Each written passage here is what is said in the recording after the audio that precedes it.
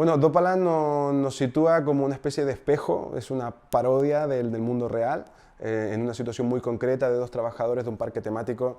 Pues se ven unas grandes metáforas de lo que es la sociedad actual, esa sociedad consumista, que destruye almas y a los trabajadores, una sociedad hipócrita, una sociedad con una clase obrera que está abusada, ¿no? O sea, y entonces yo creo que si bien hay como una pátina de color y algo así como de una belleza, como ese capitalismo color de rosa, lo que hablan los personajes yo creo que nos remite a la actualidad y es una reflexión al final, ¿no? Es una reflexión que además no es súper evidente cuando hablamos de Dopaland, no hablamos de como temas en concreto, sino que es como algo que también creo que más aún nos identifica en el mundo en que vivimos. Podría ser la metáfora